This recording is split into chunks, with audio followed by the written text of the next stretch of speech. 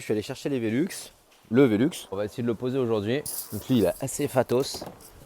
Regardez-moi ça. On va essayer de poser ça avec Maxou aujourd'hui. Coucou Maxou. Pour moi, le Velux, ça a été vraiment un gros point d'interrogation pendant très longtemps. En fait, jusqu'à ce qu'on va le poser, ça sera un point d'interrogation. Parce que vraiment, c'est super difficile de se projeter, de savoir comment ça fonctionne, comment ça se pose, etc. L'étanchéité, les risques et tout. Voilà, je vais essayer de tout vous expliquer right now.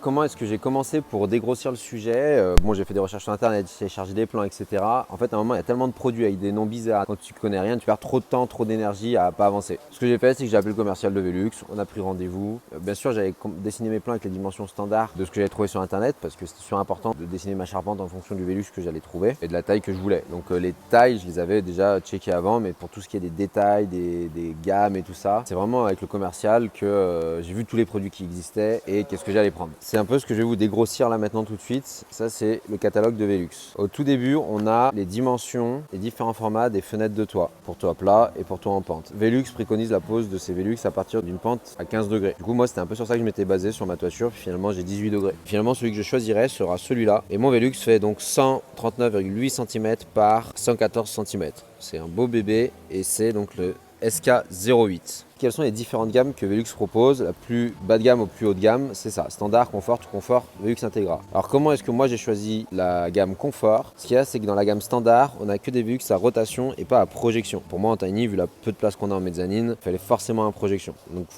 j'étais un peu triste parce que moi ça m'allait très bien standard, mais du coup je suis allé dans du confort. J'étais triste pourquoi? Parce qu'il y a deux types de finition, enfin trois. Clear finish, c'est bois apparent. White finish, c'est bois peint. Et Ever Finish, c'est avec une coque de polyuréthane. Donc ça, dégueu, caca, on vomit. Et on voit que dans la gamme confort, il n'y a pas en bois. Ça me faisait un peu chier parce que j'adore cet esthétisme-là. Mais moi, il n'y avait pas là. Donc ce sera White Finish, bois peint en blanc. En discutant avec le gars de chez Velux, en fait, pourquoi ils ont ça? Parce que pour eux, tout ce qui va venir rajouter un élément coloré, un élément visuel autour du Velux va venir réduire la sensation d'ouverture vers l'extérieur. Moi, je vois aussi un espèce de conformisme architectural qui fait que toutes les maisons ont des plafonds blancs. En fait, vous voyez, tous les visuels de chez Velux, bah finalement, vous voyez, c'est toujours blanc. Et en fait, regardez des vidéos TikTok qui sont triées par les modérateurs pour avoir une uniformisation de ce que c'est que le luxe et la réussite de l'habitat. Bah, c'est tous les mêmes habitats.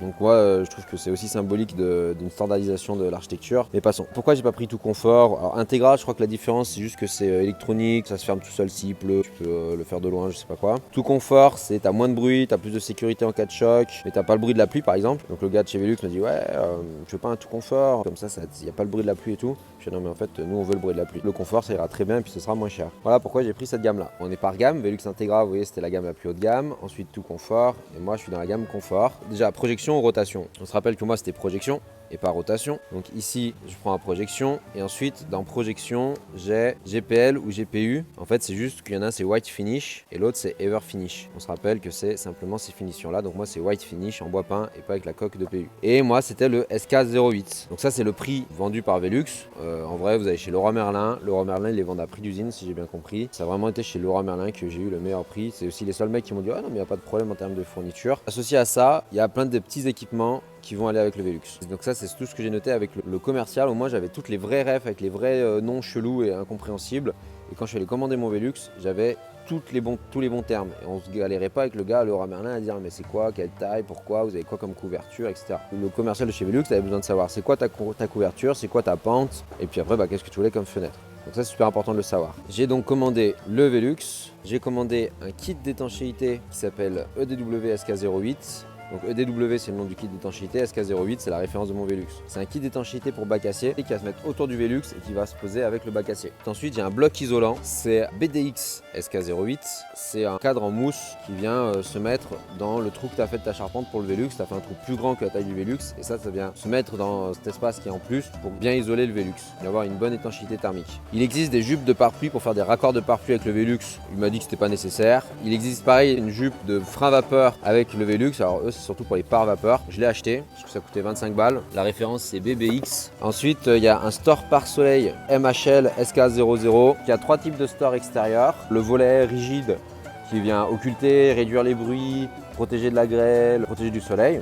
Voilà, c'est le plus lourd, c'est le plus cher, etc. Moi j'en voulais pas. Après tu as le store occultant qui vient couper aussi de la lumière et tout ça. Et je pense que c'est un truc qui doit coûter assez cher. Tout ça, c'est manuel, électrique, panneau solaire, je sais plus, tu as plusieurs façons de tout faire. On a aussi donc le store MHL SK00, un store par soleil extérieur. C'est pas du tout un store occultant. C'est juste qu'il va venir protéger du soleil et en même temps il va laisser passer la lumière. Et ça c'est super cool. Vous voyez, on voit ma main derrière. C'est pas occultant du tout. Par contre ça réduit l'apport du soleil de manière assez conséquente. Ça coûtait pas très cher. Et moi j'avais très peur du soleil avec le Velux, donc ça valait vachement le coup de le prendre. Et ensuite le produit DKL SK08, c'est un store intérieur occultant de couleur beige, je crois, c'est cette couleur là. Ça par contre ça coûte une couille. Je me suis dit c'est important d'avoir un truc occultant quand même à l'intérieur. Ça fait qu'à la fin on a le Velux en lui-même, le raccord d'étanchéité, le bloc isolant, le store par soleil, le store occultant intérieur et le pare-vapeur. Donc à la fin ça fait un beau billet de 994 €. On a tout d'abord regardé toutes les documentations techniques, que ce soit pour le Velux, pour l'isolation, pour le kit d'étanchéité, qu'on s'est fait l'ordre des tâches à exécuter. Donc tout d'abord, on va devoir démonter l'ouvrant du Velux par rapport au dormant, venir positionner l'isolation en fonction de nos lithos pour justement voir si on a le bon écartement et que tout sera bien vissé dans les structures bois. Il faut aussi qu'on prépare donc ces pièces de bois là. Elles sont plus larges que de la taille du Velux. Elles permettent de venir encastrer notre bloc isolant. D'abord, on va venir rabattre le pare-pluie, puis ensuite on va venir poser notre bloc isolant dessus. On va venir caler le dormant sans l'ouvrant justement sur notre bloc isolant. Et ensuite, on va venir positionner notre ouvrant pour faire l'équerrage et regarder. Ah oui, l'ouvrant. L'ouvrant, ouais. Ensuite, une fois qu'on a posé le dormant, pour faire tous les petits réglages. Ensuite, on retire notre ouvrant. Et là, on va venir mettre le kit d'étanchéité avec la liaison avec le pare-pluie. Il va falloir faire les pliures avec le pare-pluie et venir raccorder tout ça. Et voilà. Là, Maxou est en train de défaire des petits clips qu'il y a de chaque côté de l'ouvrant là-bas, à projection, avec un tournevis plat. Là, on l'avait posé sur un établi, on l'a ouvert à projection. On l'a ouvert avec cette poignée-là et cette barre ici devait être ouverte à moitié de sa position, je crois. Et on a déclipsé avec un tournevis plat ici deux petits éléments qui viennent déclipser l'ouverture à projection. On s'est mis sur deux établis pour que le dormant il pose juste sur celui-là là, pour qu'on puisse maintenant l'ouvrir à rotation, c'est-à-dire avec un axe central.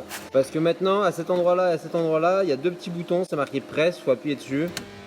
Bon alors voilà, on a défait le Velux pour enlever l'ouvrant qui est là, du dormant qui est là. Il faut l'ouvrir à rotation et en fait il faut faire tourner le vitrage à 180 degrés, c'est ce que propose Velux même sur les projections. Et une fois que c'est ouvert, on accède à ce petit éton là-bas sur lequel on appuie depuis l'autre côté, qui permet de faire sortir cette espèce de bras là en U là de ce logement là. Le bras en U qu'on a vu tout à l'heure, il rentre là-dedans en fait. Donc on appuie sur les petites presses et après on peut le sortir. Et en fait les ressorts qui sont là-dedans vont pousser ce cadre secondaire là pour qu'il s'ouvre à projection. Au début nous on s'est longtemps embêté, on voulait désaccoupler en fait les ressorts pour que ce cadre secondaire il reste collé au dormant, à ce châssis là. On a eu la nana de chez Velux au téléphone là, de SOS Velux. C'est un peu compliqué de désaccoupler les ressorts, donc le mieux c'est de les laisser. Donc ça veut dire que le cadre secondaire est poussé en projection, en ouverture en projection. On enlève l'ouvrant après là et du coup on travaille avec ce cadre secondaire qui est ouvert, mais bon c'est pas très dérangeant je pense. On va couper le latage qui va être en haut et en bas du Velux et on voit qu'il faut qu'il dépasse de chaque côté là de 25 cm et là de 10 cm en haut. Je me trouve dans le trou du Velux. On a posé le latage qui se met tout au-dessus et tout en dessous. La largeur de mon trou, c'est pas la largeur de mon Velux là, c'est la largeur plus 6 cm. On a recouvert le pare-pluie par-dessus le latage qui est en périphérie du trou du Velux. On a fait recouvrir le pare-pluie là-dessus et on l'a graffé là. Donc vraiment Velux préconise simplement ça. Là, sur l'image 3, c'est assez flippant. Nous on a refait des petites pièces d'angle en pare-pluie et c'est vraiment pour se donner bonne conscience. Parce qu'en vrai le scotch on peut pas le passer partout, c'est déjà tout vissé, tout coincé. Donc ça fait que c'est un peu flippant. Quand on tourne les pages là, du petit magazine, il parle d'un petit kit là d'étanchéité, raccord pare-pluie là, avec une petite gouttière au-dessus de la fenêtre. Et ça, le commercial, il me l'a pas du tout conseillé. Pourtant, quand je vois le dessin, je me dis franchement, ça serait quand même bien plus safe. On pose le petit bloc isolant en mousse. Donc c'est très facile. C'est vraiment 4 longueurs en mousse qui s'emboîtent l'une dans les autres, qui se clipsent, etc. Et donc ça rentre hop dans notre trou et c'est fait de petites collerettes en métal comme ça là qui se mettent sur le latage de la toiture. Voilà, donc c'est posé là-dessus, j'ai mon pare-pluie qui est dessous. Là on a mis des pattes de fixation en bas et on va mettre les mêmes en haut. Bon bah voilà, on a posé le cadre, le dormant, c'est venu se glisser dans le bloc isolant qui est là, le bloc en mousse. Donc c'est vrai que c'était pas mal parce que là mon chevêtre en charpente il est plus large que mon Velux. Et le bloc isolant, vu que c'est de la mousse, il peut s'écraser, s'élargir. Donc en fait on vient rentrer le Velux dans le bloc isolant, on pousse un peu la mousse pour bien qu'elle passe derrière le Velux. Les autres dessus appuient sur le cadre, ça le fait bien glisser dans la mousse. Donc c'est rentré sans trop de difficultés. Hier on a monté le vitrage sur le cadre du Velux qui était déjà posé dans l'ossature. Il faut mettre le vitrage, en fait il faut le retourner à 180 degrés, le faire glisser dans le cadre secondaire qui restait sur le dormant et ensuite le refaire basculer dans le bon sens. Et donc là après il y a quelques vérifs à faire. Sur le cadre qui est là, on est vissé ces petites pattes de fixation en métal qui sont livrées avec. En bas là, il y a 4 vis à mettre et en haut il y a une vis qu'on visse pas en plein pour pouvoir en fait venir régler encore le Velux de gauche à droite. On a donc vérifié ce matin là que le Velux soit bien parallèle au chevêtre qu'il y avait dans la charpente. Et ensuite on ferme l'ouvrant et on vérifie que l'ouvrant soit bien collé comme ça là, à tout le cadre qu'il y a autour. Et Maxou, est-ce que c'est le cas? Non. Là Maxou il est à l'intérieur, il mesure en fait le vitrage. Lui le vitrage il est forcément carré. Par contre le cadre de dormant qui est installé dans notre charpente, il se peut qu'il soit pas tout à fait carré si par exemple notre charpente n'est pas tout à fait carrée. Du coup de l'intérieur il mesure la distance, la différence qu'il va y avoir par exemple de ce point ici là et ce point là, la différence qu'il y aurait entre le cadre ouvrant et le cadre dormant qui est fixé à la charpente. Ici par exemple il avait je sais pas 3 mm entre le dormant, le cadre fixé à la charpente et l'ouvrant, le vitrage, et ici qu'1 mm. Donc ça demandait à faire rentrer le dormant là, par là-bas. C'est-à-dire qu'il était trop tourné comme ça, et faire tourner un peu comme ça. Et en fait, comme en bas, il est vissé, il bouge pas, et en haut il est vissé avec des vis qui sont pas vissées en plein, dans une patte qui peut glisser. En bas il bouge pas le Velux, mais en fait en haut, on va faire glisser le haut du Velux pour venir rattraper le problème d'écarrage. Donc il a fallu pousser le Velux par là-bas. J'avais un pied de biche là, que je mettais contre la patte en acier et puis j'ai tapé un peu sur le pied de biche avec un marteau. Très doucement, ça a suffi à faire glisser. Pourquoi? Parce que là on voit que la vis elle n'est pas vissée en plein et que la patte peut bouger, il y a un trou fait exprès. Donc voilà, et Maxou était à l'intérieur en même temps et il a pu checker si ça poussait suffisamment, si ça poussait trop, si les écartements en haut et en bas étaient les mêmes entre l'ouvrant et le dormant. Là on a fait un dernier petit réglage, par exemple le panneau vitré là.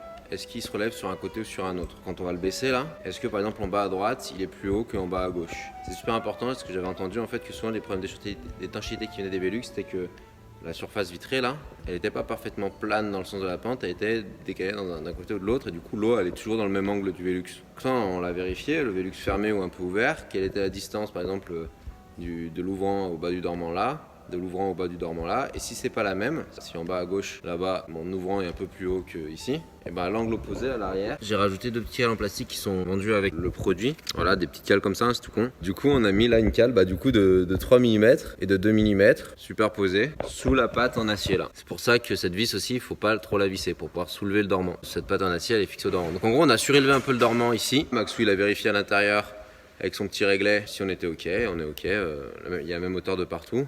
Donc le Velux il est bien plan dans la pente de l'ossature. Pour terminer là, Maxou il nous a fait un super rajout d'étanchéité. En gros, moi je me disais là si j'ai de la pluie qui coule sur mon pare-pluie, elle va arriver contre mon Velux. Alors là j'ai mon pare-pluie qui remonte un peu, mais pas de partout, pas dans les angles. On a rajouté des pièces mais il y a des défauts. Donc ce qu'on a fait, là on a notre latage, et ben on lui a rajouté la petite pièce qui est là. En fait on a fait une baguette de bois là, elle est en pente ici, puis elle est en pente sur l'autre moitié aussi. On l'a fixé là-dessus pour créer une pente et dessus on a mis une membrane de PDM scotchée là sur le pare-pluie qui remonte sur cette pièce là et puis elle remonte même un peu par-dessus avec le scotch là. Du coup si de l'eau coule elle va arriver sur le PDM et elle va être évacuée avec la pente qu'on a créée, hop, bien à l'extérieur du pare-pluie. On vous montre vite fait la pose du raccord pour le frein vapeur. Ça va très vite et il y a un scotch qui est fourni avec, donc très pratique. Et la dernière étape, c'est la pose du kit d'étanchéité qui sera dans la vidéo couverture.